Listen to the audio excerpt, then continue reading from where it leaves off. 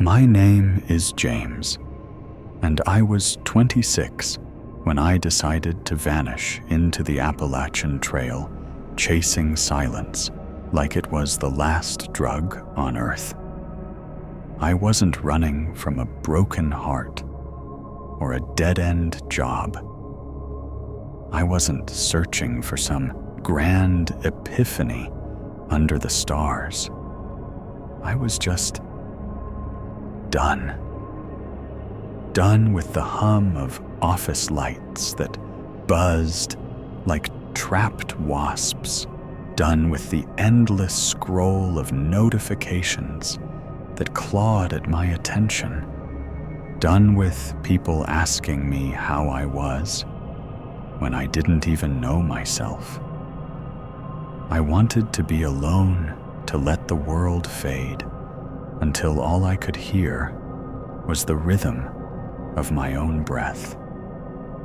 So I chose a week-long loop near Elk Ridge, North Carolina, a forgotten speck outside Hot Springs, curling toward Blinn Hollow. Remote, but not reckless. Quiet, but not deadly. Or so I thought. I didn't tell anyone much. A quick call to my boss, taking some time off. A vague text to my sister, going off-grid for a bit. No tearful goodbyes. No social media posts with hashtags about finding myself. I packed light tent tarp, freeze-dried meals that tasted like regret, a knife with a worn handle, a water filter, and a map I'd studied until the lines felt like veins under my skin. I had backup plans for every scenario: bear encounters, twisted ankles, sudden storms. Structure was my anchor. It made me feel like I could control the wild. The first 3 days were everything I'd craved. The trail wound through forests so dense, the sunlight barely touched the ground, painting the moss in 100 shades of green. I'd run my hands along tree bark, feeling its rough pulse against my palms, marveling at how alive it felt compared to the sterile walls of my apartment. My legs burned from the miles, but it was the good kind of ache, the kind that reminded you your body was built for this. I ate my terrible meals, filtered water from streams that whispered over smooth stones, and slept under a tarp that smelled faintly of pine.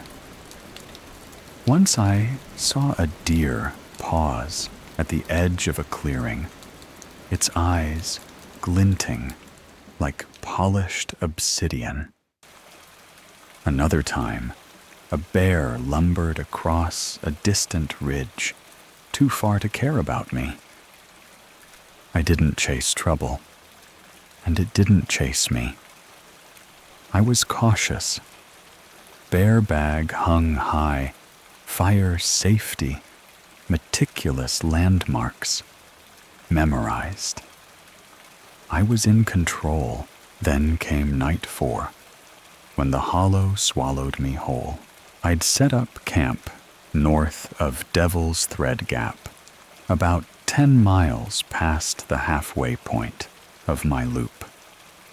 The spot was perfect, a clearing near a dried-up creek bed, shielded by a scatter of rocks that blocked the wind. I boiled water, tore open a packet of powdered lasagna, still awful, and settled on a half-rotted log, scrolling through a book on my phone. The air was cool, the sky a deep indigo pricked with stars. For the first time in months, my mind felt still. Then it hit me. A smell sharp and wrong, like blood, mixed with battery acid, laced with something rotten, sweet, almost syrupy, like fruit left to fester. It wasn't just bad. It was alien. My stomach twisted, not from hunger, but from instinct, that primal tug that screams danger before your brain catches up. I stood scanning the clearing. Maybe an animal had died nearby, a raccoon, a deer, something to explain the stench. I checked under the brush, climbed the slope. Above, peered into the tree line. Nothing. No carcass. No buzzards circling. No tracks or claw marks. Not even a leaf out of place. The forest was too still, like it was holding its breath. I forced down the rest of my food, checked my bear bag, and zipped myself into the tent before the sun fully set. My knife stayed close, its weight a small comfort under my sleeping bag. Sometime after midnight, I woke to steps, not the skitter of a raccoon or the clumsy shuffle of a deer. These were slow, deliberate, each crunch of dry leaves and twigs measured like someone was choosing where to place their weight. I sat up, frozen, my breath trapped in my chest. The steps circled the tent, once a perfect ring, then stopped directly behind my head. No rustling, no flashlight beam, no voice, just silence, heavy and suffocating. My fingers curled around the knife, the handle slick with sweat.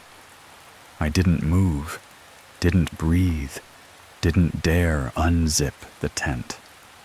I stayed like that, muscles screaming until the sky turned gray and the first birds broke the quiet. In the morning, I checked behind the tent. There were prints, not mine. The soles were smooth, like old leather shoes, worn to nothing, and the toes pointed inward, as if the walker's feet were twisted. That detail clawed at me, a small wrong thing that made my skin crawl. I packed up in minutes, skipping breakfast, ignoring the ache in my legs. I just walked fast, putting distance between me and that hollow. But the smell followed. It came in waves, faint at first, then choking that mix of rust rot and sickly sweet decay. Nothing dead trails you for 10 miles. Nothing natural, at least. That night, I chose a ridge with sparse trees, hoping the open view would make me feel safer. It didn't. I skipped the fire, skipped cooking, and crawled into the tent with the knife still in my hand. Around 2 a.m., I woke again. Not to steps this time, but to breathing. Slow, steady human, just beyond the tree line. Not panting, not moving, just watching. My heart slammed against my ribs, each beat loud enough to drown out the world. Then the steps started again. No circling now. They came straight for the tent, each crunch a countdown. I saw the silhouette through the nylon, a tall, lean shape backlit by moonlight. It held something long, not a stick, but a staff, maybe a pole, its outline jagged against the night. It stopped just outside the tent and tapped once, a single deliberate knock, like a finger testing a pane of glass.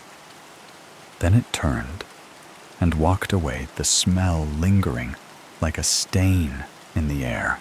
I didn't sleep. I didn't move. When dawn broke, I packed in 10 minutes and took a shortcut I'd marked on my map, a maintenance road leading to the highway. My legs were jelly, my lungs burning, but I didn't stop. Late afternoon, I stumbled across a hunting shack, barely standing, its walls, rotting its roof, half collapsed. I ducked inside to catch my breath, and that's when I saw them. Carvings. Dozens of names scratched into the wood above the doorway. Some initials, some full names, each with a date. Some were old, faded, from decades past. Others were fresh, the wood still pale where the knife had cut. The newest was from 3 days ago. Below it, a blank space, stark and deliberate, like it was waiting for the next name. For my name. I sat there, knife in hand, heart pounding so hard I thought it might break my ribs. Every snap of a twig outside was him, the thing with the staff waiting for dark. I stayed in that shack all night, eyes burning, listening to the forest hold its secrets. Nothing came. At first light, I bolted down the road, walking until a ranger's truck appeared. I must have looked, feral, dirt-streaked eyes, wild. He asked if I was okay. I lied, said I'd seen a bear, and got turned around. He didn't push. When I got home, I sold everything. Maps, boots, tent, water, filter gone. I haven't hiked since. I used to think I knew the woods, that I could handle whatever they threw at me. But out there in that hollow, something found me. Something that knew my name before I ever stepped into its domain. And I'm not fool enough to go back and ask what it wanted. Dad.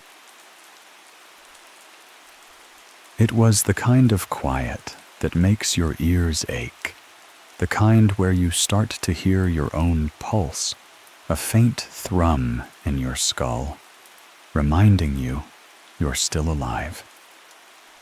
My name is Josh, and I was 20 when I let my cousin Ben talk me into the worst decision of my life. We were holed up in his family's log cabin near Waverly, Virginia, a place so far from civilization, it felt like the world had forgotten it existed. The cabin squatted at the edge of an endless forest, its weathered planks sinking into the earth as if the trees were slowly claiming it back. No neighbors, no cell signal, Just us, the dark, and a boredom so heavy it could crush you.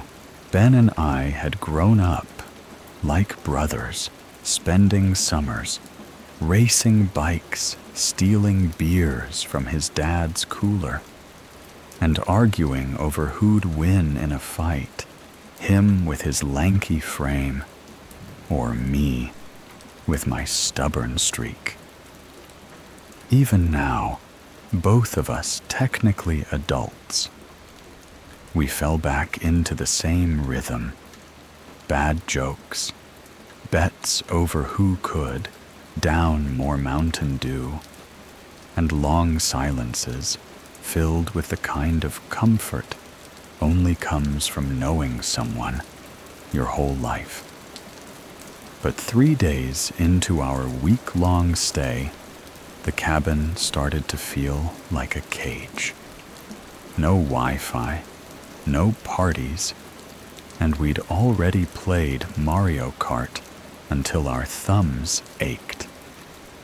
That's when Ben got that glint in his eye, the one that always meant trouble.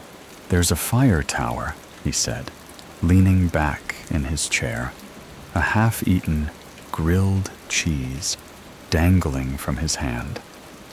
"Up past Ridgepoint Bluff, 3 miles in, maybe. It's old, rusted to hell, but you can see the whole county from the top."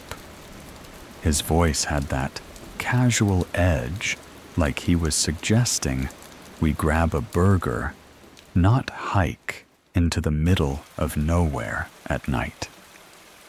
I froze, sandwich halfway to my mouth, and raised an eyebrow.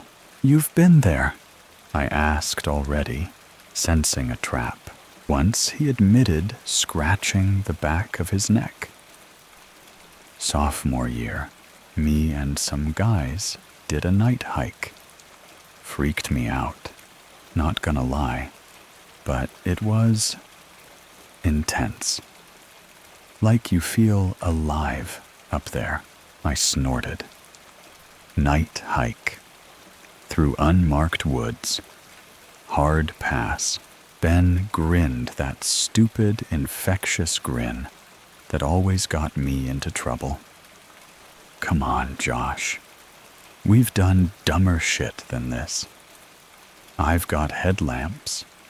We'll camp on the platform, cook some ramen, stare at the stars. It'll be epic." He leaned forward, eyes bright, with that reckless energy I could never say no to. I wanted to argue, to point out how insane it sounded, but the truth was, I didn't want to be the guy who chickened out. Not in front of Ben. So I sighed, muttered something about him owing me, and we started packing. By 8:30 p.m., we were ready.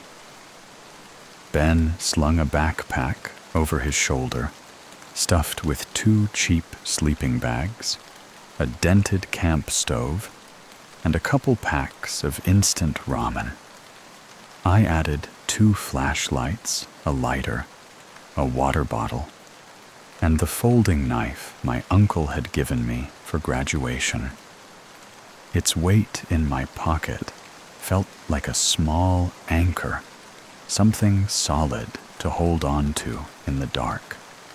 We stepped out just before 9, the sun long gone, leaving only a faint bruise of light on the horizon.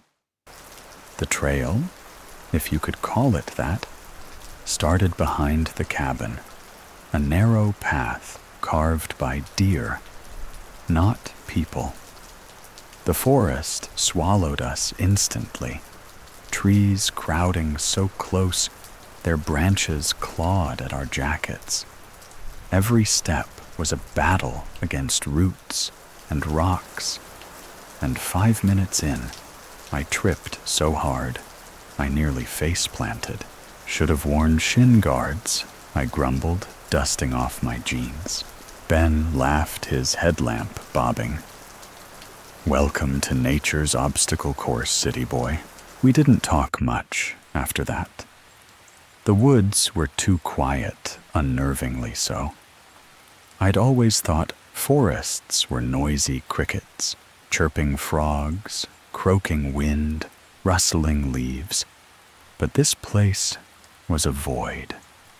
No bugs, no birds, just the crunch of our boots and the occasional snap of a twig underfoot. It felt like we were walking through a painting, everything still frozen, waiting. My headlamp carved a pale circle of light, but it only made the darkness beyond feel heavier, like it was pressing in, watching. About 20 minutes in, we stumbled across something that made my stomach twist. A rusted pickup truck tilted against a tree like it had been abandoned mid-crash.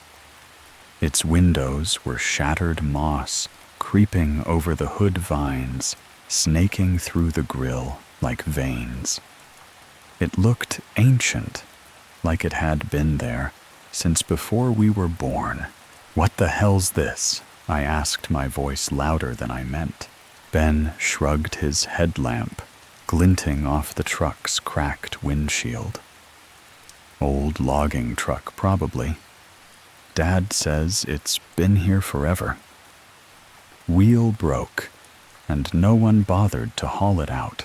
I forced a laugh, but it came out hollow. Looks like the start of a slasher flick.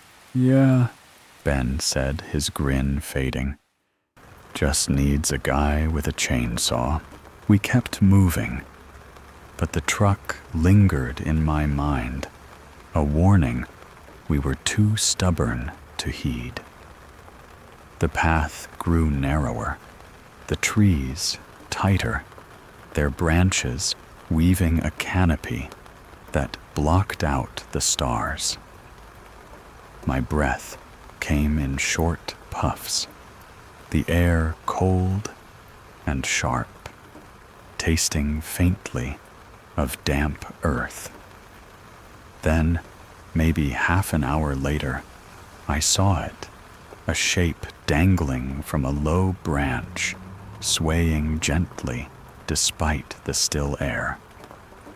At first, I thought it was a wind chime, some hippie decoration left behind. But as my headlamp hit it, my throat tightened. Bones. Small, delicate, probably from birds or squirrels, strung together with frayed twine. Dirty feathers hung among them, and the larger bones were smeared with streaks of red paint, dull and flaking.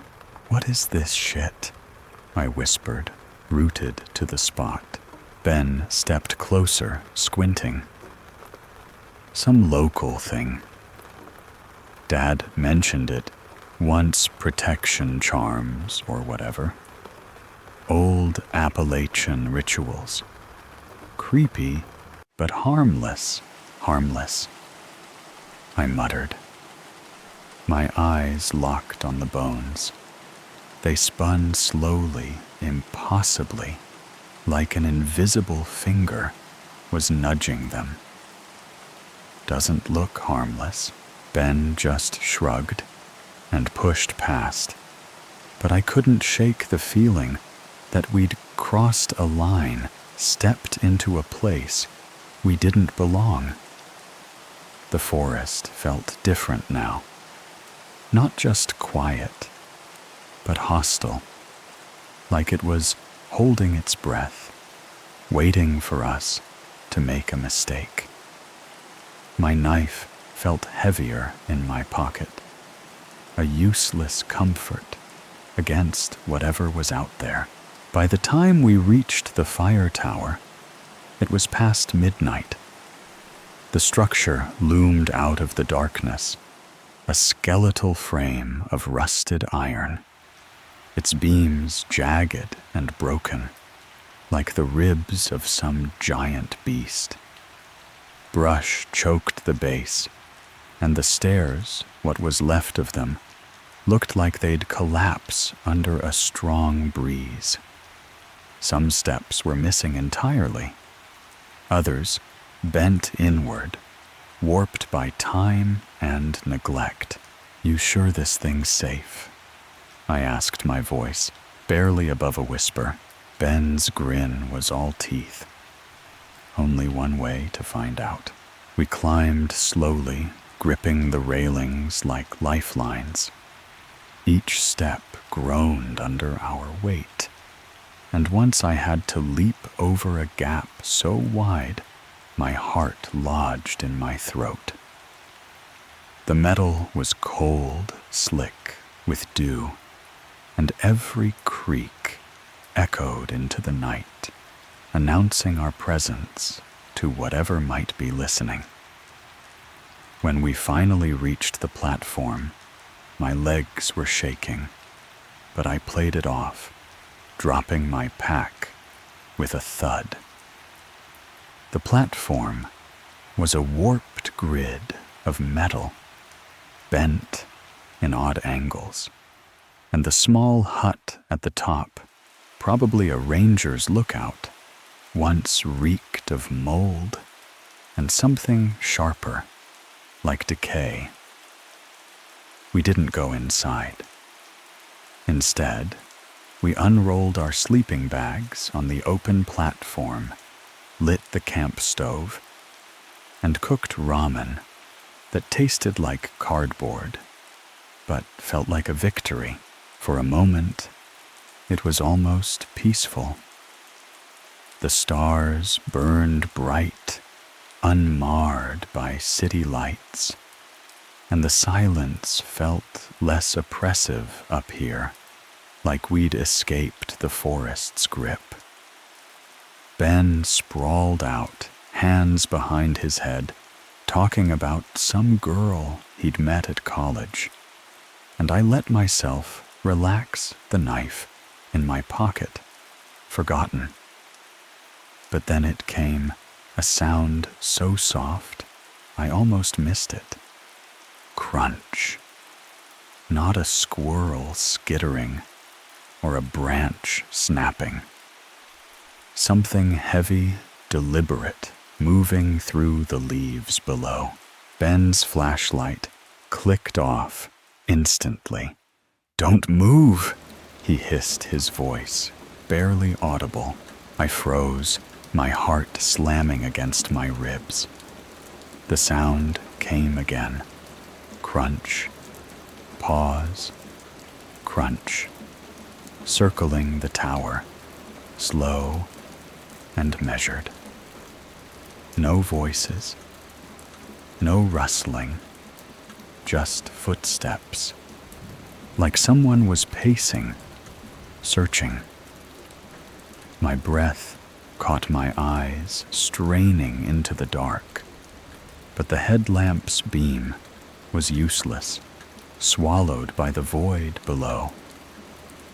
The steps circled once, twice, then stopped. Silence stretched on thick and suffocating until I started to wonder if we'd imagined it. But I knew we hadn't. My hand crept to my knife fingers, brushing the handle, a small, futile gesture. Hours passed, or maybe minutes. Time felt liquid slipping through my fingers. I must have dozed off, lulled by exhaustion, because when I woke, the air was wrong. Heavy, like a storm was coming, but the sky was clear. I sat up, my sleeping bag crinkling, and realized Ben was gone.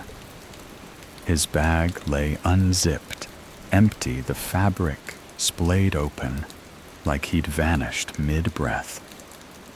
"Ben," I whispered, my voice cracking. No answer. I scrambled to the edge of the platform, my flashlight shaking in my hand. The beam swept downward, catching nothing but dirt and brush, until it didn't. There, at the base of the tower, stood a figure. Tall, too tall, its arms dangling, like they didn't belong too long, too limp. Its head tilted at an angle that made my stomach lurch. Not curious, but broken, like a puppet with snapped strings. The light glinted off its skin, pale and slick, and for a moment I swore it didn't have a face, just a smooth expanse where features should have been. "Josh, I need help." The voice came from the trees, flat, mechanical, like a recording of Ben played through a broken speaker. My blood froze. "Josh, need help." It said it again. Exact same tone, same pause, like a loop. The figure below didn't move, didn't blink, just stood there, its head still cocked at that impossible angle. I stumbled back, my knife now in my hand, blade open, trembling. The figure shifted, and then it climbed, not the stairs, but the beams themselves. Hands gripping the rusted metal limbs, bending in ways that defied bone and muscle. It moved silently, fluidly, like it wasn't bound by the same rules as us. My flashlight flickered the beam, stuttering, and I smacked it against my palm, praying it wouldn't die. The thing was halfway up now, its body twisting, contorting a nightmare-given form. "Josh." This time, it was Ben's voice, real raw, laced with panic. It came from below, from the trees, not the thing on the tower. The figure froze, its head snapping toward the sound, and then it dropped. Not fell dropped, like it chose to let go, landing without a sound. I rushed to the edge, my light sweeping the ground, but it was gone, vanished, like it had never been there. Seconds later, Ben burst from the trees, his face pale, his flashlight jerking wildly. "Go, we gotta go!" He screamed, his voice breaking. I didn't think. The stairs were a death trap, half collapsed, so I grabbed a support beam, swung my legs over, and slid down the metal, burning my palms. I hit the ground hard, sliding down a slope, dirt and rocks tearing at my clothes.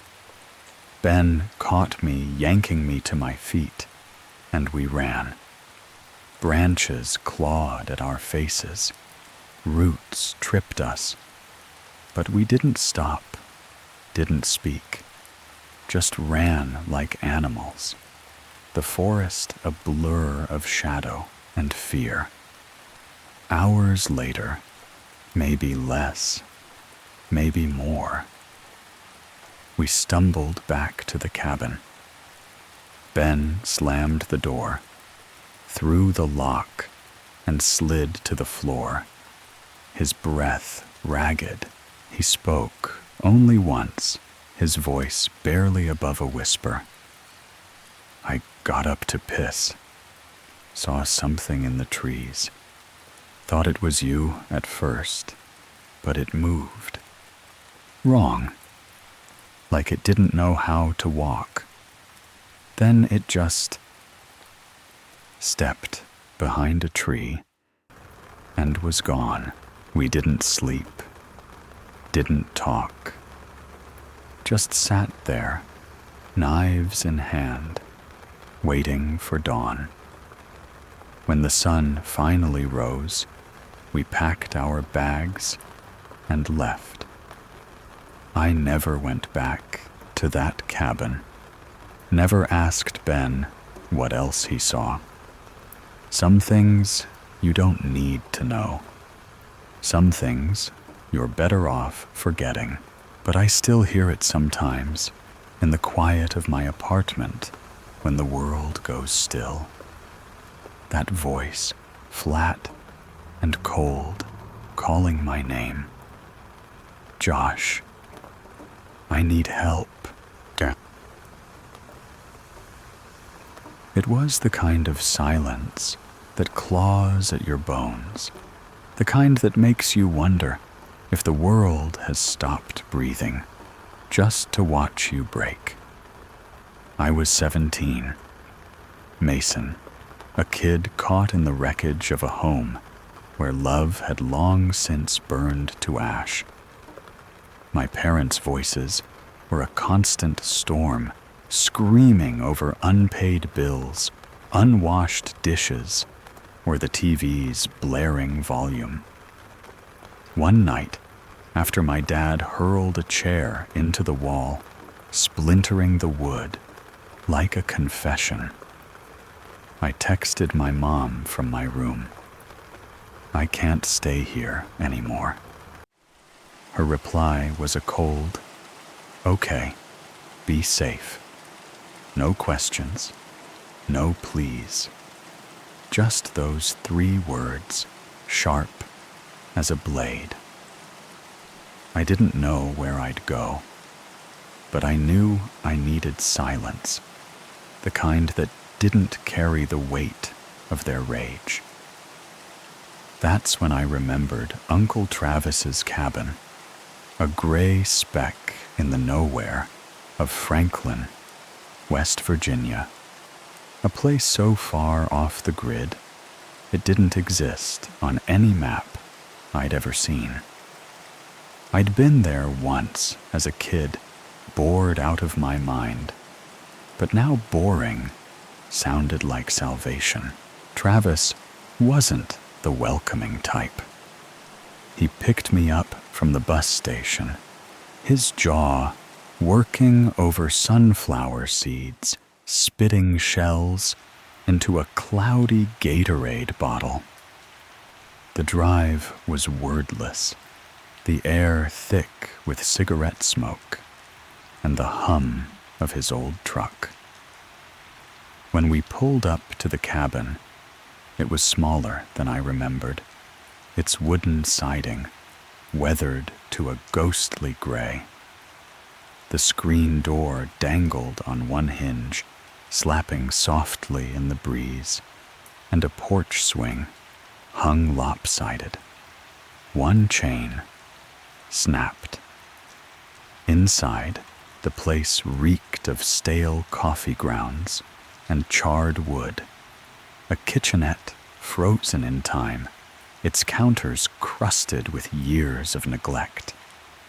A dog bowl sat by the sink, chipped and empty. Had a mutt years back, Travis muttered, when he caught me staring. Died. Bowl's just there. Then, without looking at me, he laid down his rules. Don't follow the carved trees. Don't stay out after dark. Don't go west. His voice was flat, like he was reading a script he didn't believe in.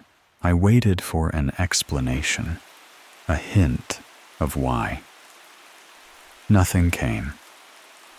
He lit a cigarette and turned away, leaving me with the weight of his words. The first few days I walked. No cell service, no TV, no radio, just me and the woods. The forest was a maze of rolling hills, trees so dense they swallowed the sky. I'd stop, sometimes straining to hear something, anything, a bird, a squirrel, the rustle of leaves. But there was nothing. It wasn't just quiet. It was muted, like the world had been drained of sound. That's when I started noticing the bones. At first, they were small. A bird's wing here, a rabbit's skull, there dry and polished, arranged just off the path like offerings. Then I found a raccoon's skeleton, its rib cage gleaming every bone, placed with care. I stopped looking too closely after that, but the carvings were harder to ignore. They appeared on random trees, etched deep into the bark, overlapping triangles, spidery lines, circles, nested within circles. One tree bore 2 stick figures, holding hands, their heads replaced with jagged X's. Some were ringed with black handprints, small as a child's, smudged into the wood. The worst part, they moved. I'd see a carving one day, pass the same tree the next, and it would be gone. Or worse, it would show up on a different tree, as if the forest was rearranging itself while I slept.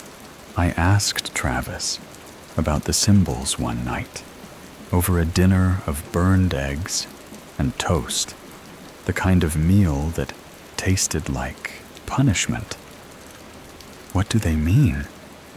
I said, my voice barely above a whisper. He didn't look up, just stabbed at his plate. "Don't touch. Don't follow. Don't ask again." It was the longest sentence he'd spoken in days, and it landed like a door slamming shut. I didn't push further, but the carvings stayed with me, clawing at the edges of my thoughts. One morning, I woke before dawn, my skin prickling with a restlessness I couldn't name. The cabin felt too small, the air too thick. I stuffed jerky and a flashlight into my backpack and slipped out, drawn to a narrow path I hadn't noticed before. It slunk between 2 trees, their trunks blackened and lifeless, as if burned from within. The trail twisted, curling in on itself, like it was trying to trap me in a loop. The air grew heavier, the silence deeper, until I stumbled into a clearing. In its center was a ring of stones, perfectly round, 20 feet, across each rock, placed with unnatural precision. Inside the circle, the ground was barren.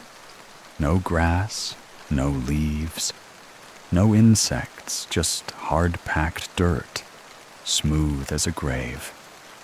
At the heart of it stood a tree stump, pale and impossibly clean, its surface gleaming like fresh bone.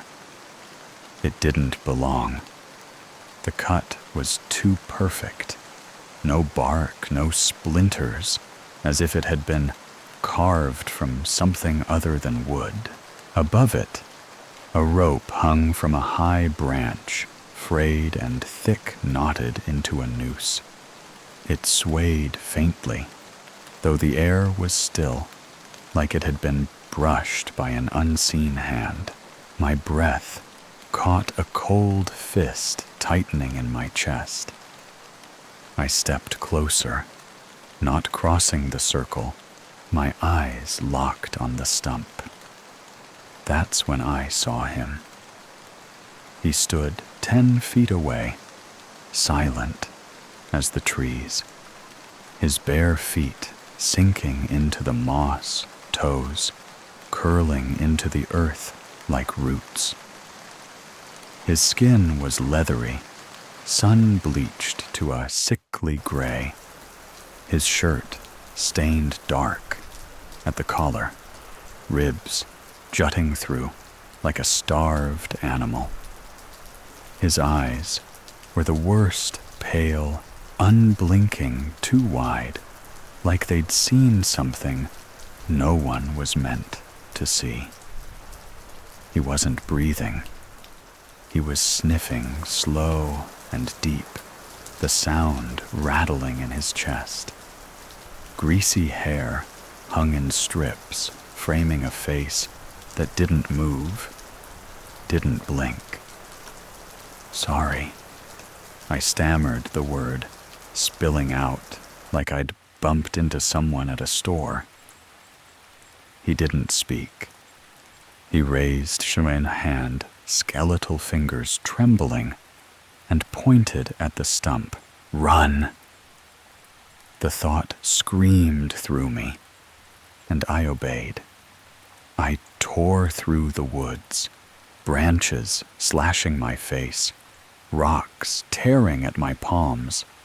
I slid down a hill, my side slamming into the ground so hard I tasted blood. My backpack ripped jerky, and flashlight lost to the forest. I didn't care.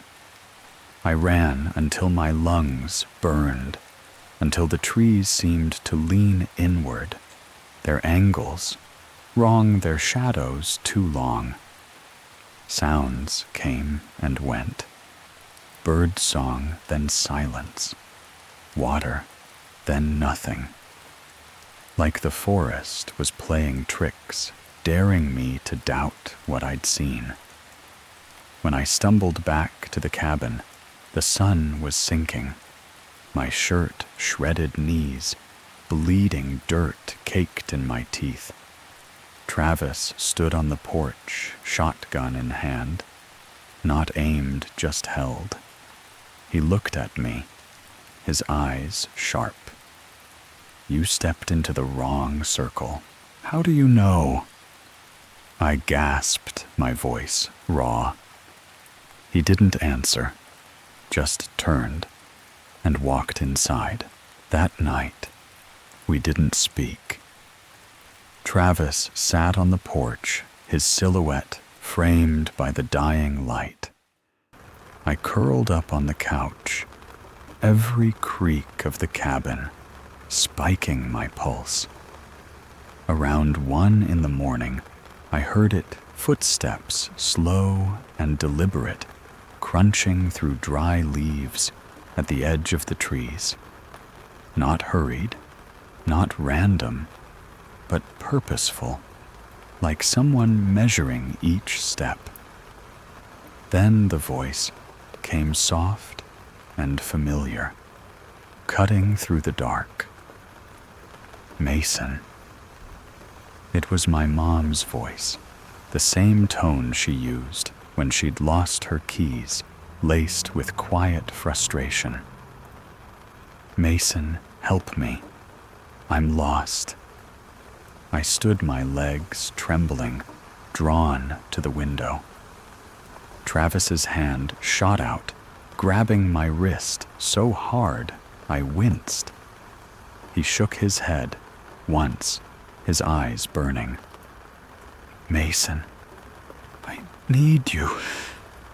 the voice pleaded, stretched and wrong, like a tape played too slow.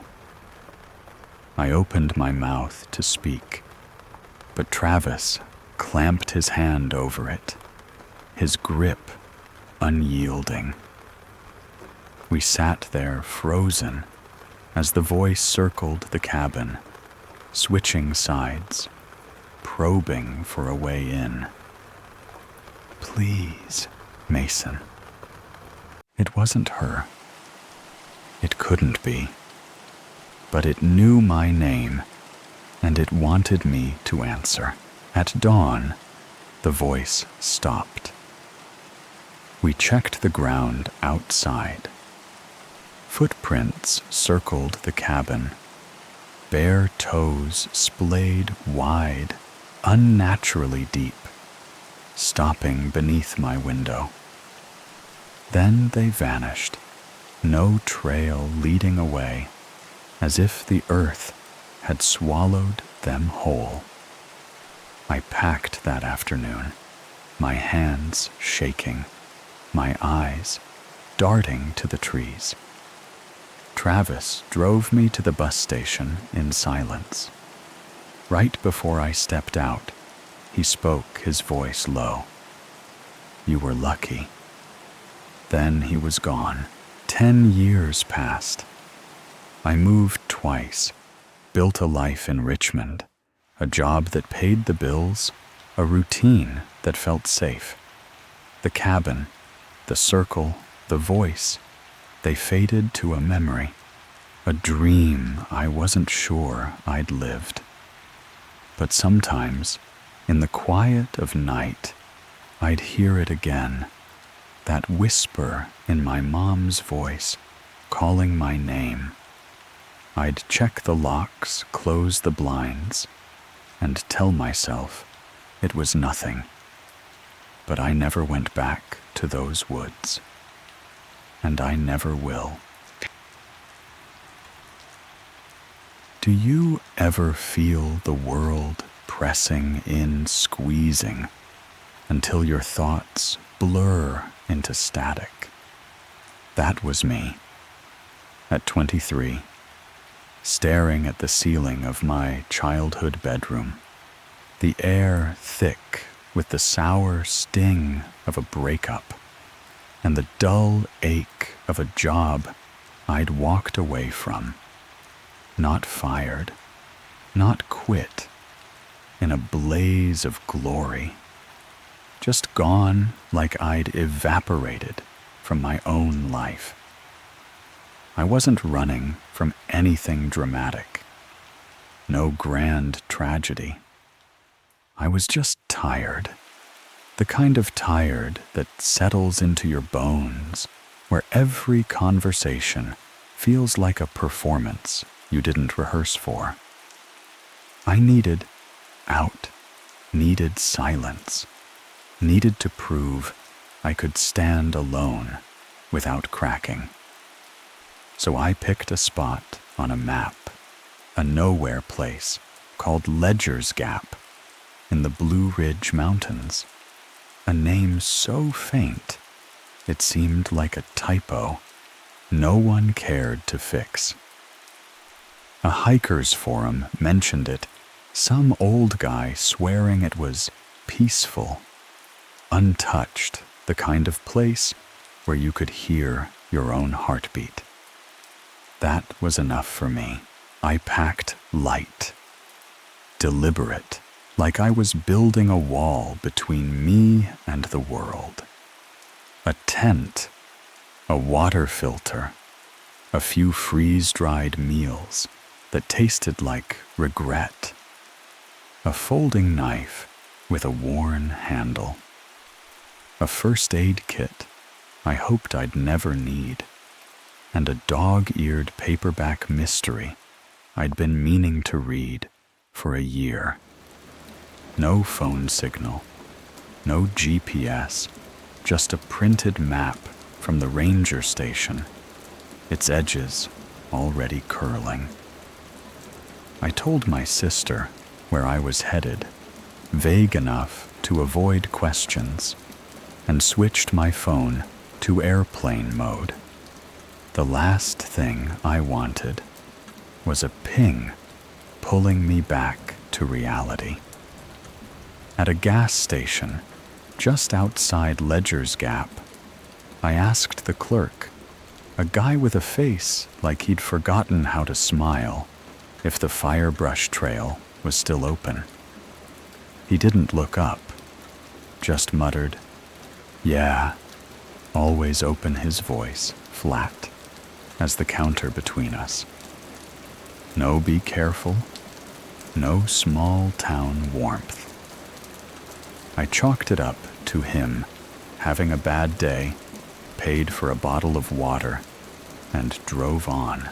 The trailhead was less a parking lot and more a gravel scar off a bend in the road. A splintered wooden post held a faded sign, "No maintenance beyond this point." No cars, no people, no trace of anyone ever being here. It felt like the edge of the world, and I liked it. I locked my car, tightened my pack straps, and stepped into the forest. The first few miles were everything I'd hoped for. Tall trees with moss clinging to their trunks like green velvet. Low shrubs brushing my legs. The air heavy with the scent of damp earth and decaying leaves. A woodpecker hammered somewhere distant. A squirrel darted through the underbrush. But otherwise, it was quiet. Not just quiet, but still, like the forest was holding its breath. By late afternoon, I'd hiked 6 miles and found a perfect spot by a creek, the ground soft, no rocks, a gentle slope where I could sit and eat. I set up my tent, filtered water, boiled a pouch of chili that tasted like cardboard, and sat on a log, boots off, watching the stream carve its slow path through the earth. That first night, I read by headlamp, the paperback's pages soft under my fingers, and fell asleep to the faint trickle of water and the rustle of leaves overhead. It was peaceful, exactly what I'd come for. But peace doesn't always last, does it? The second morning, I woke with the sun, my body stiff, but my mind clear. I decided to hike light, aiming for a rocky overlook, marked on the map, 2 miles up the ridge. I left the tent and most of my gear, taking just a day pack with water, snacks, and the map.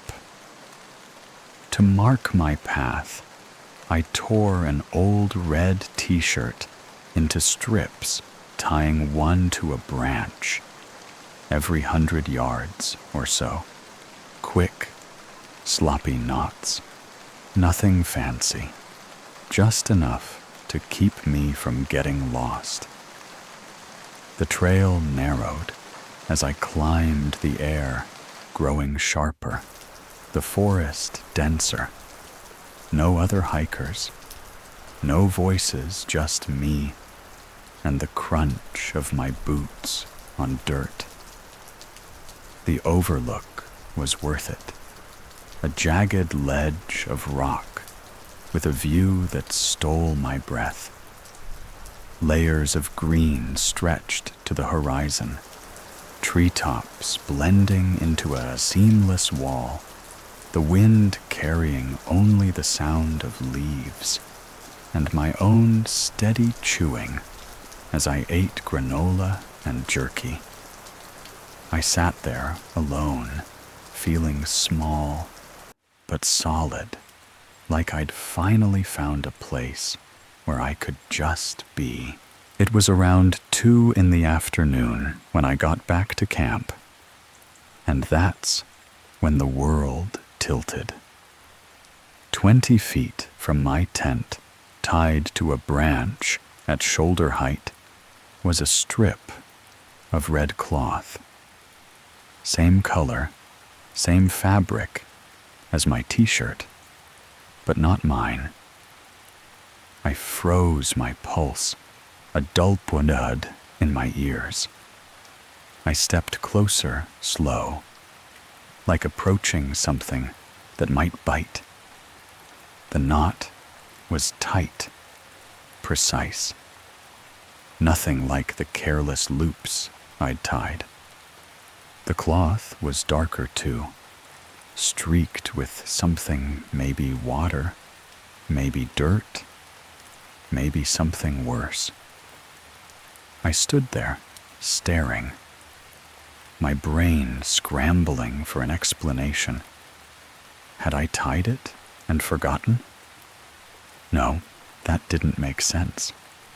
I hadn't been near this part of the camp. My last marker was way up the ridge. I retraced my steps, checked every marker I'd tied. They were all there, my messy knots untouched. This one didn't belong. It hadn't been there that morning. You ever feel your skin prickle, like your body knows something your mind hasn't caught up to? I didn't eat dinner that night. The sun dipped, painting the forest in long shadows, and I zipped myself into the tent, knife in hand, the blade cold against my palm. I lay there, eyes wide, listening. Every rustle was a footstep, every shift of wind a whisper. The forest, so quiet before now, felt alive in the worst way, like it was watching, waiting. I didn't sleep, not really, just drifted in and out of a tense haze, jerking awake at every sound. By morning, I'd made a decision. The map mentioned a primitive shelter cabin 8 miles deeper into the forest. If someone was messing with me, they'd expect me to run out, not in. The cabin had walls, maybe a lock, maybe even an old ranger radio. It was a chance at safety, a place to regroup. I packed light, just essentials, and set out early. The air cool but heavy, like it was pressing down on me. 2 hours in the forest changed. Not darker, not denser, but still. No birds, no insects. Not even the crunch of my boots seemed to carry. It was like the world had hit mute, and I was the only thing left making noise. Then I heard it. Movement ahead.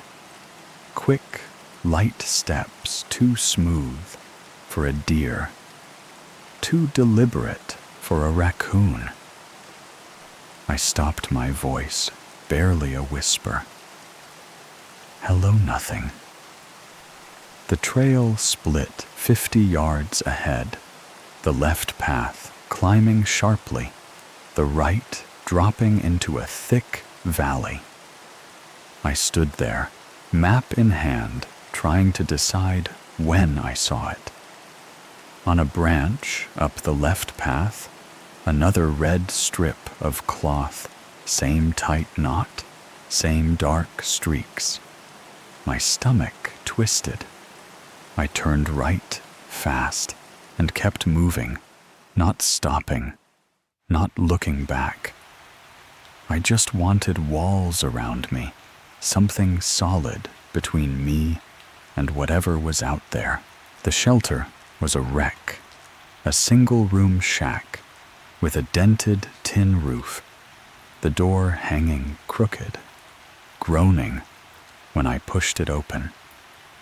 Inside smelled like wood smoke and something sour, like old droppings. A rusty can of beans sat on a shelf. A broken broom leaned in a corner, leaves piled against the walls. But it had a bolt on the door, a real one, and a solid wall to lean against. I slid the bolt shut, lit a candle, and sat back, pressed to the wood knife in my lap. I didn't read, didn't eat, didn't move. I just listened, the flames flicker, the only thing keeping me grounded. You know that feeling when you're waiting for something, but you don't know what. Sometime after midnight, it came. 2 slow knocks on the outer wall. Not wind, not branches, knuckles, deliberate heavy. I held my breath, my heart slamming so loud I thought it might give me away. A few minutes later, the door creaked just a fraction, the wood straining like something pressed its weight against it, then let go, silence. I sat there, frozen, waiting for it to come back. It didn't, but waiting can break you. Can't it? When the sky lightened gray seeping through the cracks, I shoved everything into my pack and bolted. I didn't lace my boots, right? Didn't stop to eat. Just ran the trail, blurring under my feet.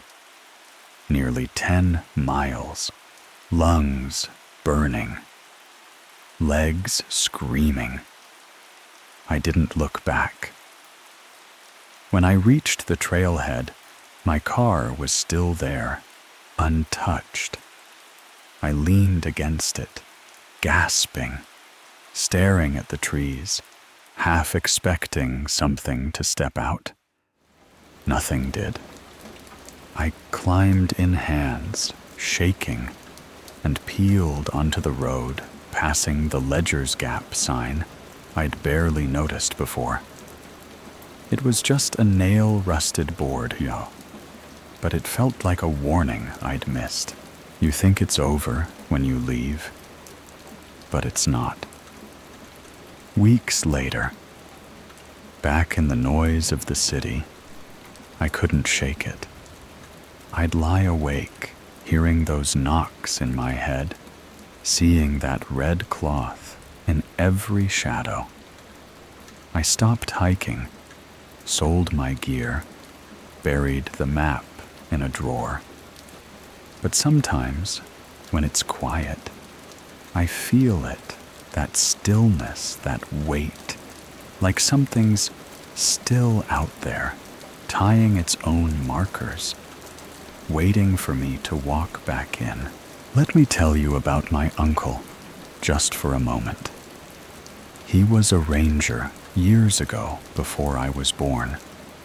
He'd tell stories about the Blue Ridge, about trails that didn't stay put, about hikers who'd come back different, if they came back at all. I was a kid, thought he was just spinning yarns to scare me. But one night, he got quiet, looked at me with eyes like he'd seen something he couldn't unsee. If you ever find something in the woods that doesn't belong, he said, don't touch it. Don't look too long. Just walk away. I laughed it off then. I'm not laughing now. You ever wonder What's out there watching, waiting for you to notice? I don't. Not anymore.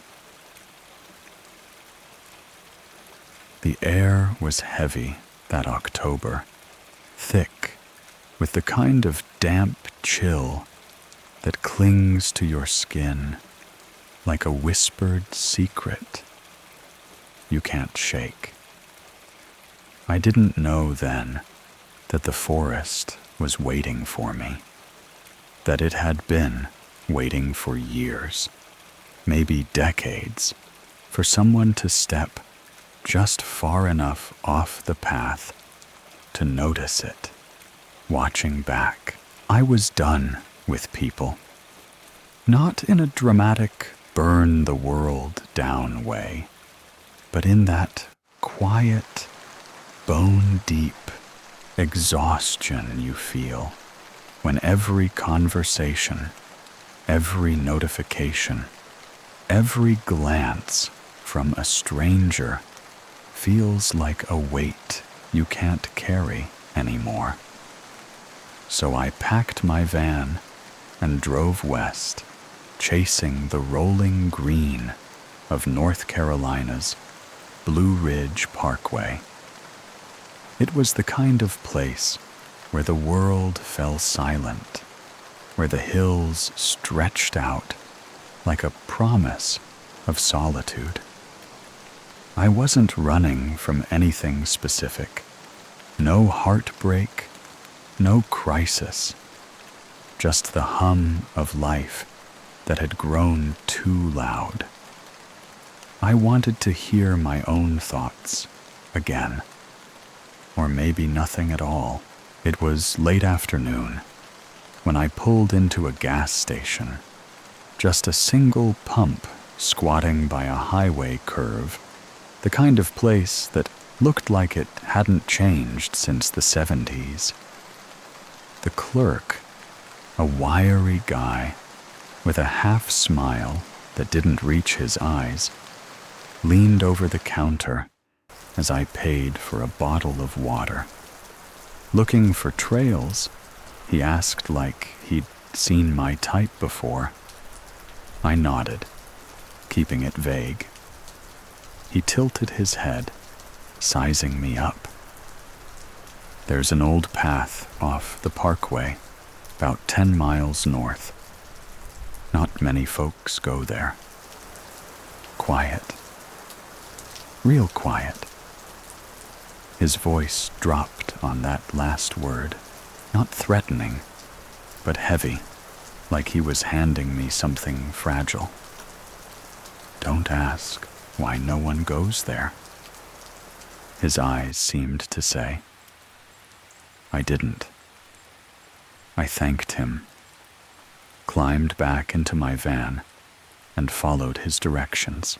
The trailhead was barely a suggestion, a gravel patch with a sagging wooden sign, the letters so faded they were more ghost than ink.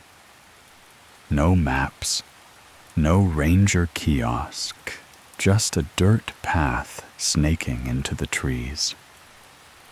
A single car sat there, a red Subaru with a cracked taillight and a peeling sticker that read, "Rescue dogs don't shop."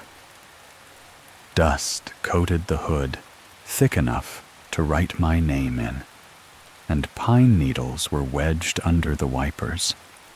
It looked like it hadn't moved in weeks, maybe months.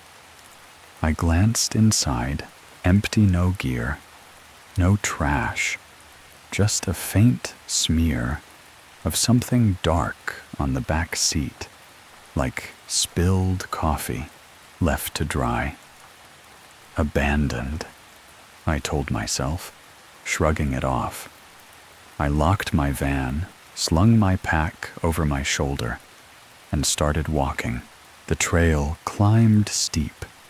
At first, a thigh-burning reminder of gravity before softening into switchbacks that wove through hickory and oak. The underbrush was thick, tangled like old rope, and every step pulled me deeper into a world that felt like it was holding its breath. The air smelled of wet earth and decaying leaves, sharp and alive. But there was something else underneath a faint metallic tang I couldn't place. Birdsong faded the further I went, and the wind which had rustled the treetops at the trailhead went still. No cars, no planes, no hum of civilization, just me, my boots crunching on gravel, and the forest closing in. I hiked for hours, the light slanting golden through the canopy, until I found a flat spot by a trickling stream. It was perfect, soft earth. No rocks, a natural clearing where the stars would be unobstructed. I set up my tent, boiled water for ramen on my tiny stove, and sat back against a log, the steam from my meal curling into the crisp air. The stars were brighter than I'd ever seen sharp pinpricks against a sky so black it felt like it could swallow me whole. For the first time in months, I felt light, like the world had finally stopped pressing down. Then it came sharp as a blade through the silence. Midnight, maybe a little after, I snapped awake, heart pounding, though I couldn't say why. The tent walls were still the stream's murmur, steady. But something had shifted, like the air itself had turned its head to look at me. I held my breath, straining to hear, and there it was, crackle, pause, crackle. Footsteps, not the skitter of a squirrel or the clumsy shuffle of a raccoon, but heavy, deliberate human. 20 feet away, maybe less, circling my camp. Step, pause, step, pause. Each one slow, like whoever it was wanted me to hear. I fumbled for my flashlight, my fingers clumsy with adrenaline, but I didn't turn it on. Not yet. I unzipped the tent just enough to peek the nylon, whispering against my trembling hands. Nothing moved. The moonlight painted the clearing in shades of silver and shadow. But there, a flicker just at the edge of my vision. A shape, tall and still gone when I blinked. A trick of the light, I told myself, but my pulse didn't believe it. I zipped the tent shut. My knife now in hand, the blade cold against my palm. The steps didn't come closer, but they didn't leave either. They circled once more, then stopped, leaving a silence so thick it felt like drowning. I sat there rigid until the sky began to gray, the stars fading, like eyes closing. Morning came cold, the air biting at my face as I packed. I didn't bother cooking. My coffee sloshed half-made in the pot as I shoved it into my pack. I wanted distance, more trees between me and whatever had been out there. I headed deeper, chasing quieter ground, somewhere no one, no thing could find me. By midday, I found a mossy clearing, a forgotten fire ring at its center, the stones blackened and half buried in green, like relics from a world that had moved on. I dropped my pack, ate jerky, straight from the bag, the crinkle loud in the stillness. I scribbled in my journal simple thoughts about the quiet, how it felt both peaceful and wrong, like the forest was listening to every word I didn't say. The sun was dipping, painting the trees in shades of amber when I stepped out to gather branches for a fire. That's when I saw him. He was standing between the trees, maybe 30 feet away, tall and upright, his silhouette sharp against the fading light. No footsteps, no rustle of leaves, just there, like he'd grown from the ground itself. My mouth went dry, my breath catching in my throat. "Hey," I called, my voice thinner than I meant. No answer. He didn't move, didn't wave, just stood, his head slightly tilted like he was studying me. I took a step back, and he shifted a subtle lean, as if mirroring me. Not threatening, not yet, but wrong, like a painting with one detail out of place. My heart hammered loud enough, I swore he could hear it. I turned, not running, but walking with purpose, my knife now in my pocket, its weight a small comfort. I packed by flashlight, my headlamp casting jittery shadows, and barely slept every snap of a twig or gust of wind pulling me upright. Dawn broke, gray and heavy. I stuffed my gear into my pack. No coffee, no pause, and retraced my steps. The trail feeling different now, the shadows longer, the rocks I thought I knew missing. I kept glancing over my shoulder, half expecting to see him again, but the forest was empty, too empty. No birds, no squirrels, just my footsteps echoing in a world that had gone mute. 2 miles from the trailhead, I stopped dead.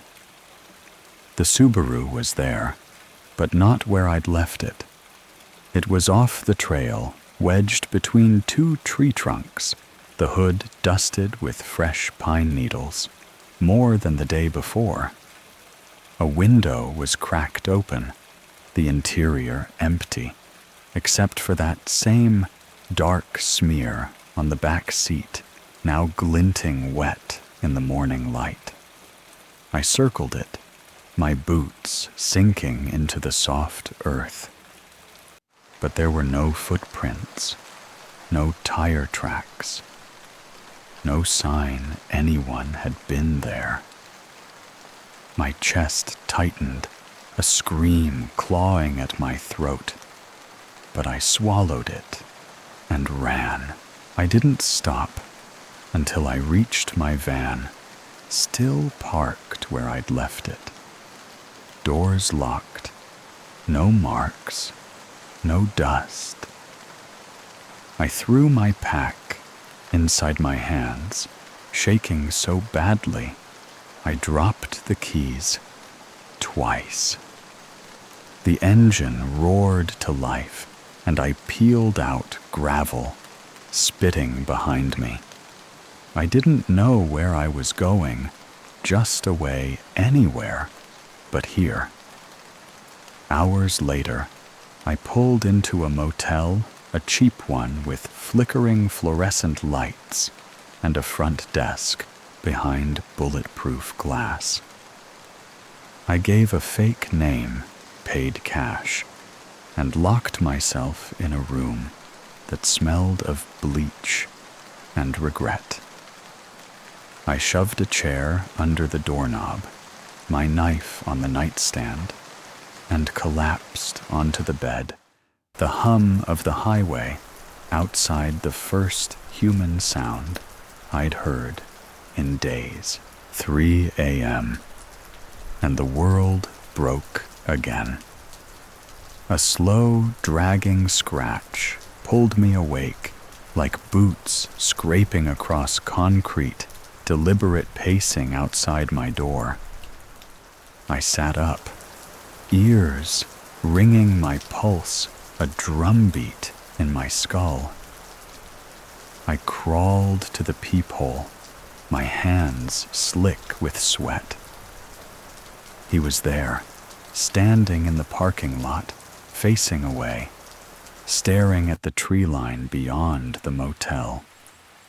Tall gray hoodie, soaked at the hem boots, caked with mud, so thick it looked like he'd waded through a swamp. No bag, no car, just him motionless, like a statue carved from the dark. For 10 minutes, he didn't move, didn't flinch, just watched the trees, as if they were watching back. Then he turned his face, hidden in shadow, and walked into the darkness, swallowed by the night. I sat on the floor, knife in my lap, until sunrise, the light creeping through the blinds like a promise I didn't trust. I didn't unlock the door, didn't shower, just grabbed my things and drove. I drove until the billboards and headlights drowned out the silence, until my phone pinged with bars, until the world felt real again. But it didn't. Not really. I never went back. I never asked about the Subaru, though sometimes in the quiet moments before sleep, I see it parked in my dreams, dust on the hood, that dark smear on the seat watching me. My heart thudded in my chest, a frantic drumbeat that drowned out the world. I was alone in Bell Ridge Hollow, West Virginia, the kind of place where the forest doesn't just surround you, it swallows you whole. The trails here were my sanctuary, a secret I guarded fiercely, where the silence felt like a gift. But that spring morning, something shifted. The air carried a weight, a whisper of something watching. I didn't know then that I'd stumble into a nightmare, one that would carve itself into my bones and follow me long after I fled. I've always loved hiking alone. There's a clarity in it, a way the woods strip away the noise of notifications, small talk, and city hum. Bell Ridge. Hollow was my edge of the world, a place where time seemed to pause. That day began like any other. The air was cool, a faint breeze brushing against my skin, carrying the scent of damp earth and pine. I parked by the old cattle gate, its rusted chain dangling like a forgotten promise, slung my pack over my shoulder and started up the logging road. The crunch of gravel under my boots was the only sound steady and familiar, grounding me in the rhythm of the climb. 2 hours in the trail split a deliberate fork, the right side smoothed, as if groomed by unseen hands. I chose it without thinking, drawn by its clarity. That's when I saw the first cairn. It stood waist-high, a stack of stones so precise it felt obsessive, each rock fitted like a puzzle piece. At its peak, a shard of red glass lay flat, glinting in the sunlight. It wasn't a marker, not like any I'd seen. It stared up at me, an unblinking eye, its edges sharp enough to cut through reason. I circled it, my boots scuffing the dirt, trying to make sense of it. No sign, no trail marker, just this thing, angry and out of place. My stomach twisted, but I shook it off. Keep moving. It's just rocks. 30 minutes later, another cairn appeared identical, save for one detail. Sap oozed down its side, thick and syrupy, glistening like tears. It looked alive, weeping under the weight of some unseen grief. I stopped my breath, catching. The forest was too still. No birds, no rustle of leaves. I told myself it was natural sap on rocks, nothing more. But the image clung to me, a hook sinking into my thoughts. Overhead branches stirred, though the air felt stagnant. I scanned the trees, half expecting a figure to step out.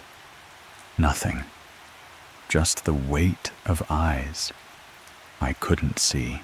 I found a dry stream bed, its gravel biting through my shorts as I sat. I broke open a granola bar, the oats and honey crumbling in my fingers, and chewed on jerky, the salt grounding me. My GPS watch flickered, then froze, pinning me back at the road from half an hour ago. Full bars, no glitch. I rebooted it, the screen sputtering back to life. But the forest felt sharper, now its edges too defined. Every snap of a twig was a gunshot, every creak of a branch a warning. I zipped my jacket, the sound loud in the silence, and walked faster than I meant to. The third cairn waited ahead. No red glass this time.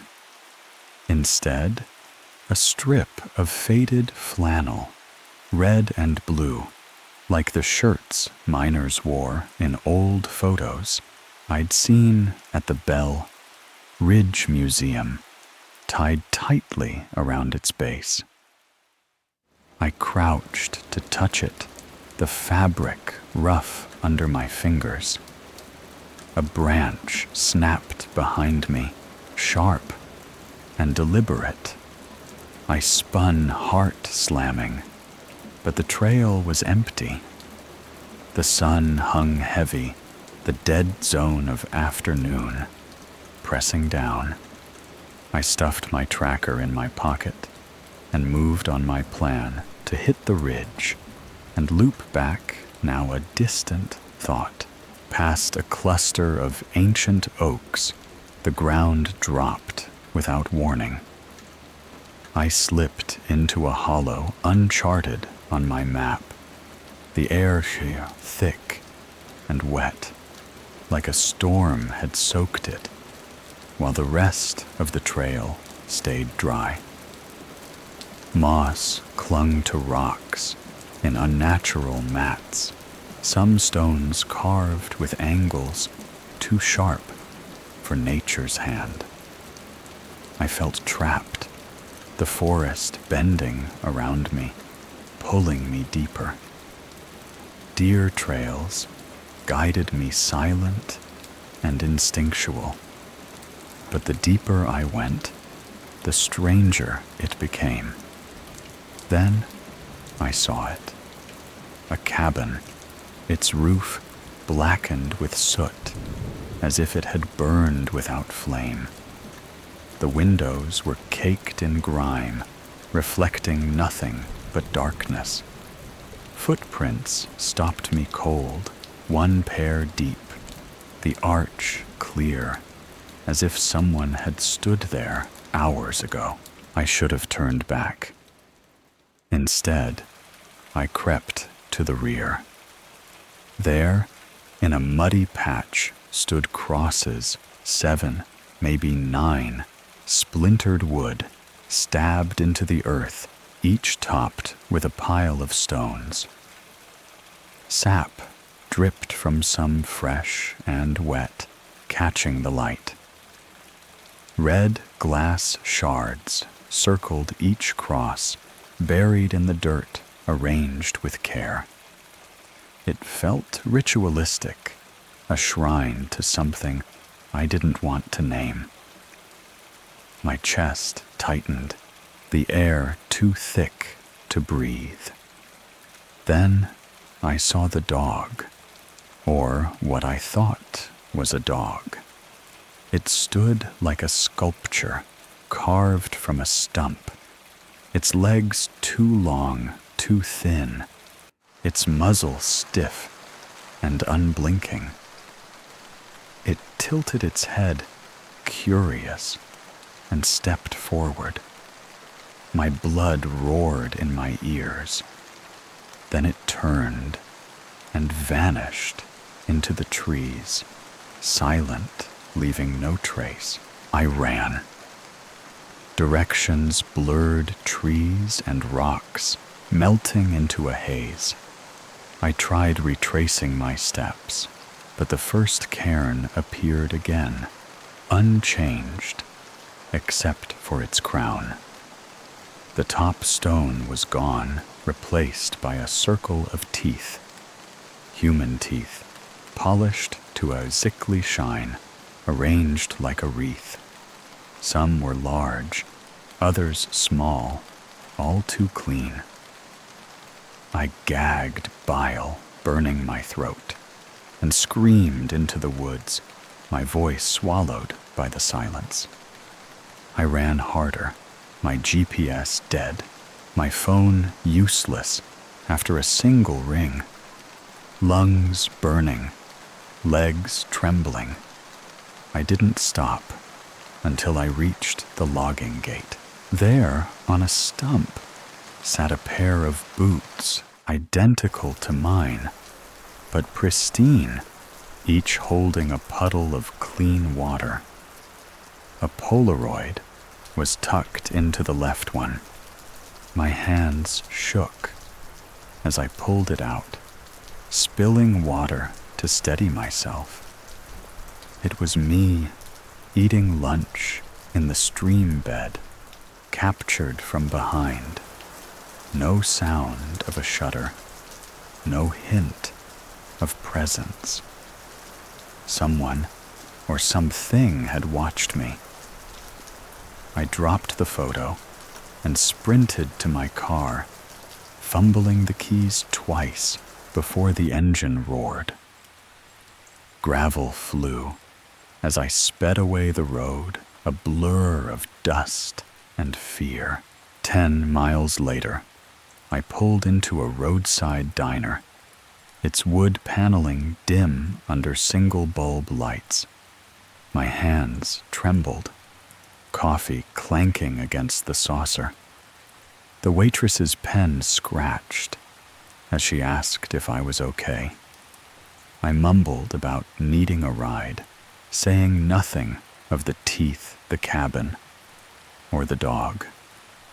That night, I scrubbed my gear until the washer groaned, locked every door, and left the lights on.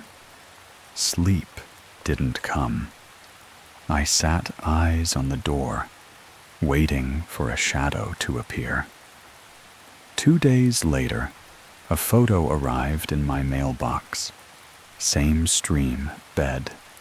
Closer, my face filling the frame, deliberate and unflinching. I didn't open it. I packed a box that night, sold my place in Bell Ridge Hollow, and left. Now I stick to marked trails, crowded parks, places where the silence doesn't feel alive. If I see a cairn off the path, I turn back. Some things are better left unseen. It was just a sentence buried in the digital rot of an old hiking forum, but it sank its claws into me and wouldn't let go. Turn around if you hear clicking. Don't keep going. I'm serious.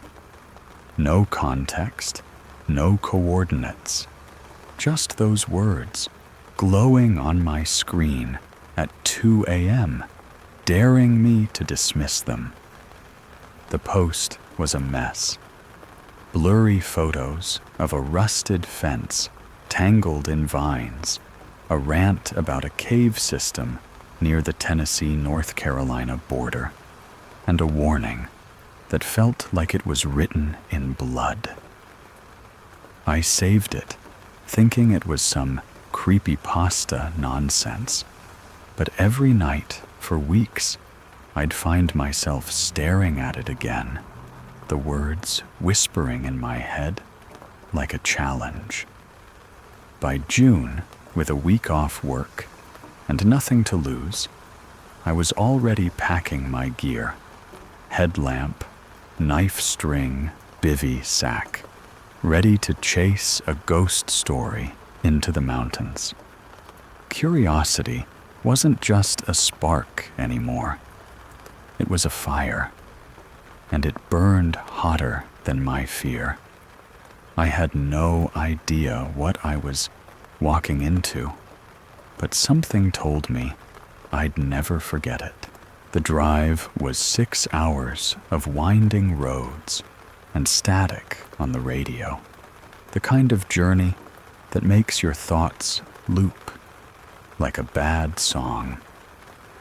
I'd left my phone on airplane mode, useless out here where cell towers were as rare as street lights.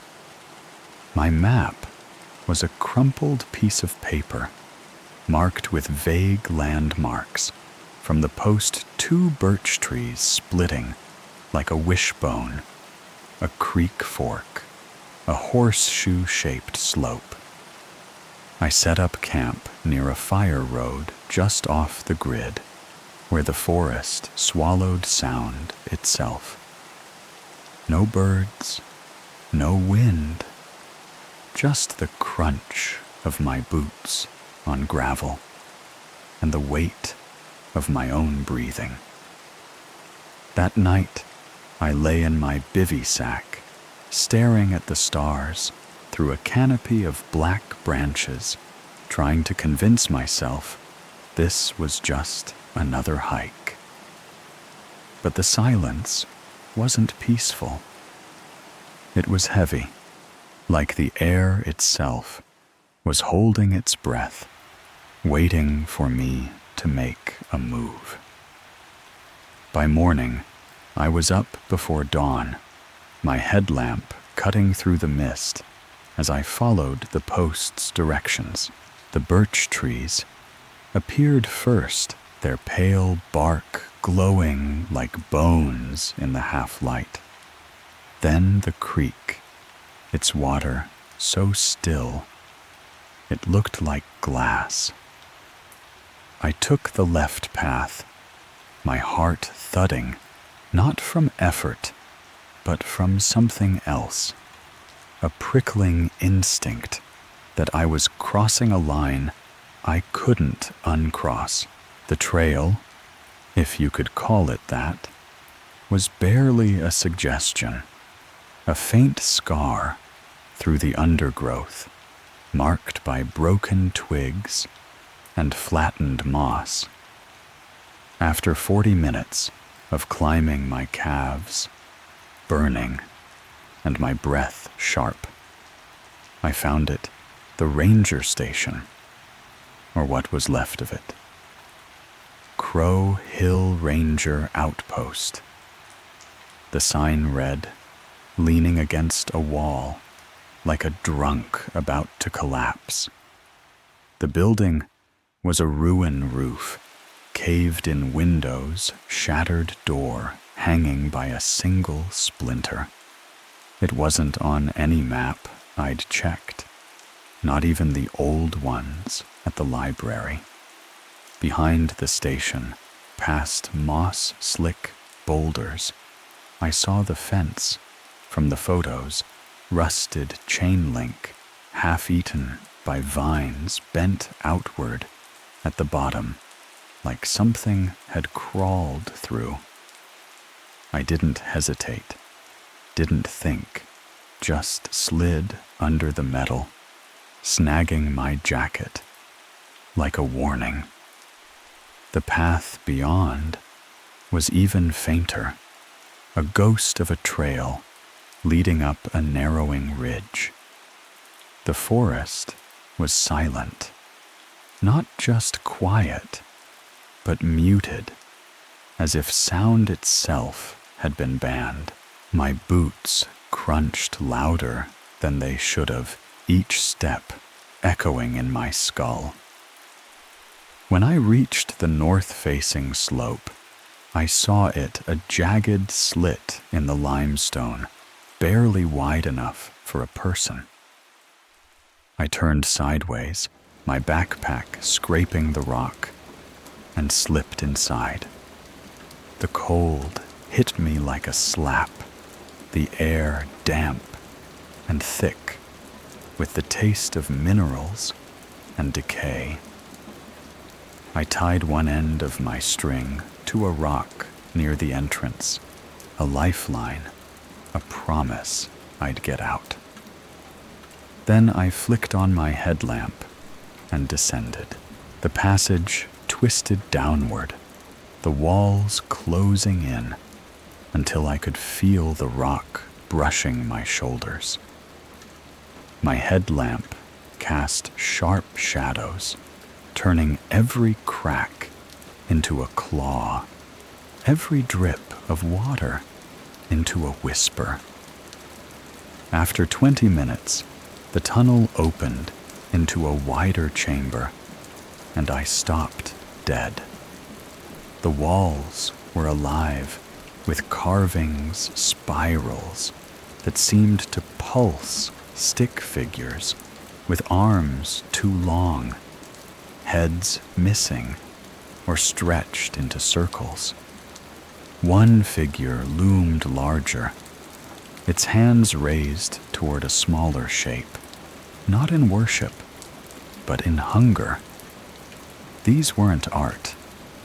They were records, etched by someone or something trying to trap a moment in stone. My phone was out before I could think, my thumb hovering over the camera button, but my headlamp flickered a quick stutter of light that made my stomach lurch.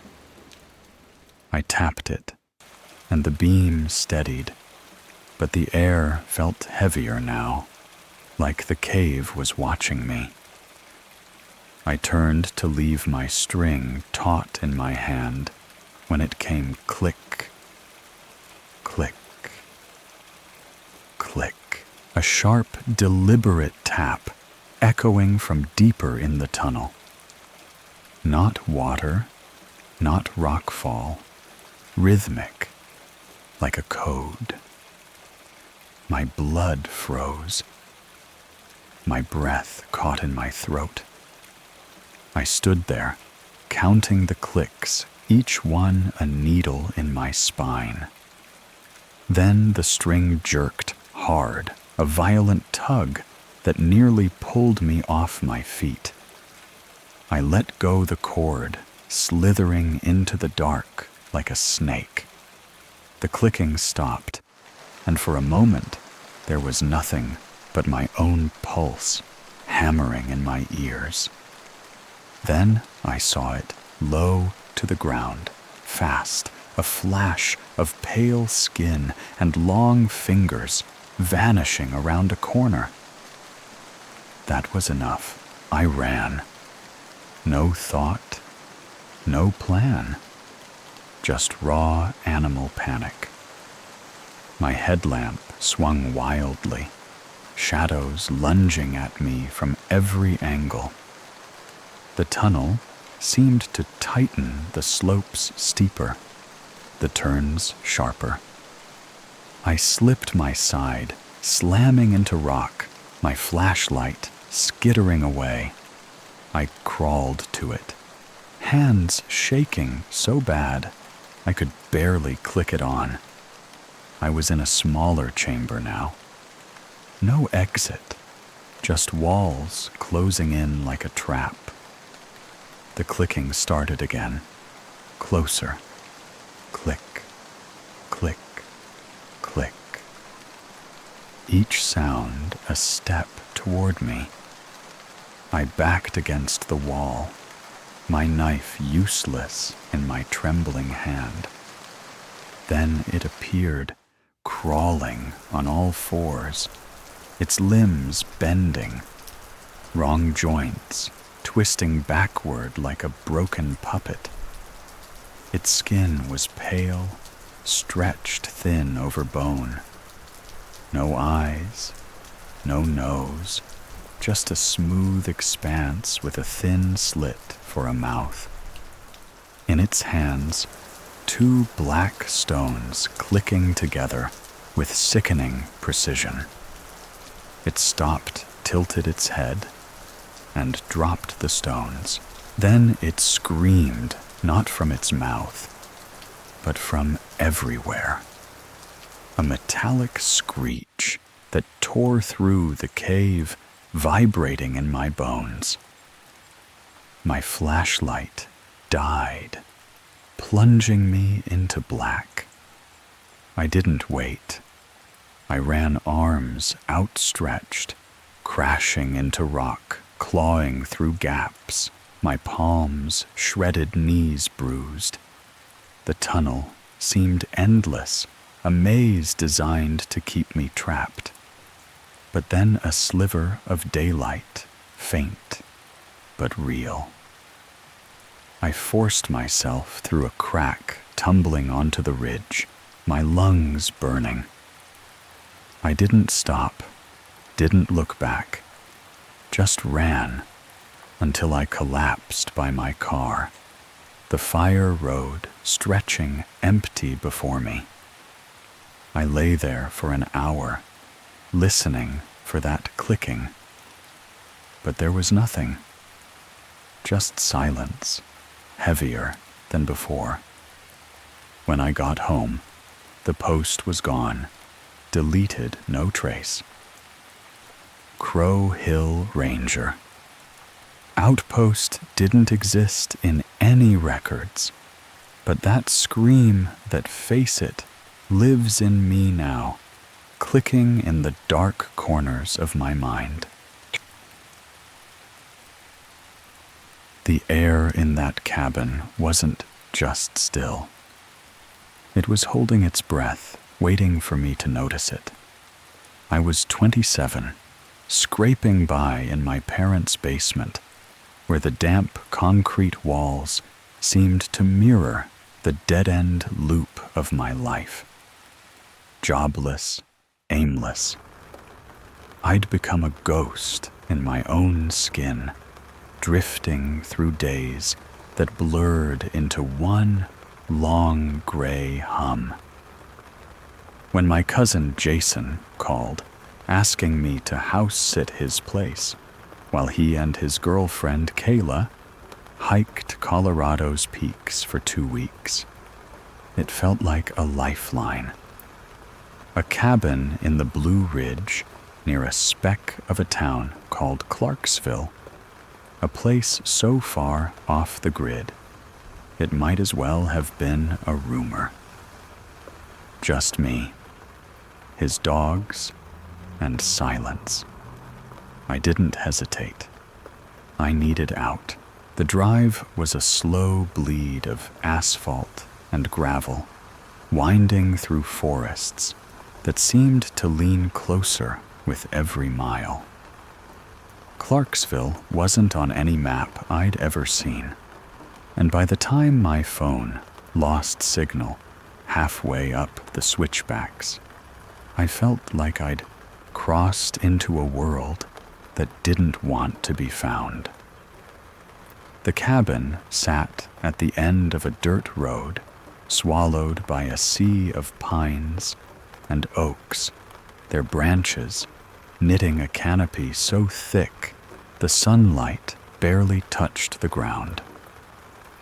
It was small, weathered with cedar siding, gone gray from years of rain and neglect. A porch jutted out front, its swing creaking on a single rusted chain. Jason was waiting, leaning against his truck, Sophie and Tank at his feet. Sophie, the old golden retriever, looked like she'd rather nap than breathe her eyes cloudy with age. Tank, a husky mix, was all sharp edges. Too much energy, too much stare, like he was sizing me up and finding me lacking. Jason handed me a crumpled paper, door codes, Wi-Fi password, a scribbled note about dog food. His voice was casual, but his eyes flicked to the trees when he spoke. Power goes out sometimes.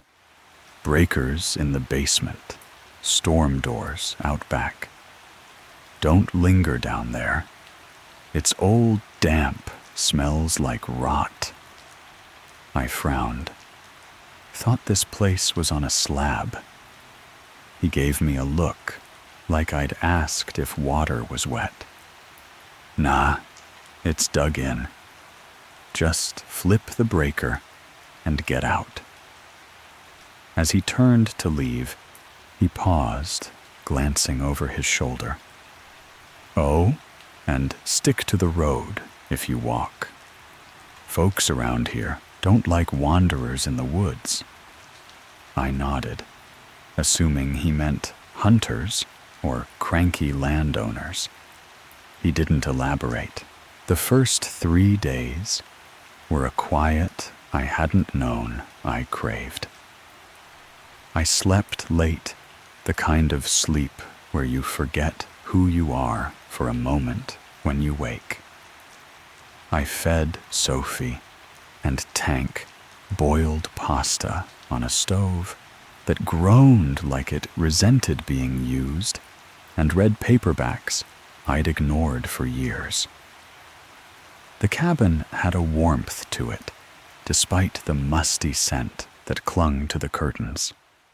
Its huge windows faced the forest, catching slants of daylight that painted the walls in golden streaks shifting, like they were alive. But the silence, it wasn't just peaceful. It was absolute. No bird song, no rustle of squirrels, no hum of insects, just the creak of the cabin, settling the wind sighing through the pines. At night, it deepened a void so thick I'd snap my fingers just to hear something real. Sophie and Tank didn't help. They'd lie on the rug, ears, twitching eyes fixed on the windows, like they were waiting for a guest I couldn't see. Night tore that piece apart. I was sprawled on the couch, half watching a grainy VHS of some 80s action flick, when the world went dark. Not a flicker, not a dim, just a soft click, like someone had flipped a switch in the next room. The TV died. The lights vanished. The cabin swallowed itself in black. I sat there, heart thumping, waiting for the hum of electricity to return. Nothing. The silence pressed harder, like a hand over my mouth. I fumbled for the flashlight in the kitchen, its beam weak and yellow, barely cutting through the dark. Boots on. I stepped outside, the air sharp, with the scent of pine. And something else, earthy sour, like wet stone. The storm doors were around back, heavy metal slabs half buried in the dirt. Their hinges groaned as I yanked them open, the sound echoing into the night like a warning. Stone steps descended into the basement, slick with moss and littered with dead leaves. I moved slowly, flashlight beam dancing across the walls, picking out cracks in the concrete. Halfway down, something crunched under my boot. I froze, aiming the light at my feet. A tiny bone, dry and brittle, lay shattered. I knelt, pushing leaves aside. More bones, vertebrae, ribs, a delicate jaw, all picked clean, gleaming in the light, like they'd been polished. My stomach twisted. What kind of animal leaves bones this clean? I stood shaking it off and reached the breaker box. It looked normal. No tripped switches, no sparks. I flipped the main off, then on. Nothing. The cabin stayed dark. Then it came a sound that ripped through the silence. Sophie and Tank were barking not their usual lazy yips, but a full-throated roar, like they were facing down a bear. Tank's barks were deep, vicious, echoing through the walls. I bolted up the steps, nearly slipping on the moss, and burst into the cabin. The dogs were at the sliding glass door, pressed against it, fur bristled, teeth bared. Tank's growl was low, primal, vibrating in my chest. Sophie stood rigid, ears flat, her old body trembling. I aimed the flashlight through the glass, and my breath caught. 2 handprints, perfect and greasy, stared back at me. They were low, child-sized, pressed against the outside of the door. But they weren't right. 4 fingers on each. No thumbs. The outlines sharp, like they'd been stamped in oil. My heart slammed against my ribs, a cold sweat prickling my neck. Who leaves prints like that?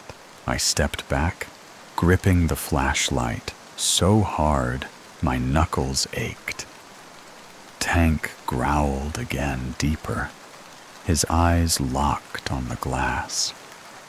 I cracked the door an inch, the cold air seeping in, and called out, "Who's there?"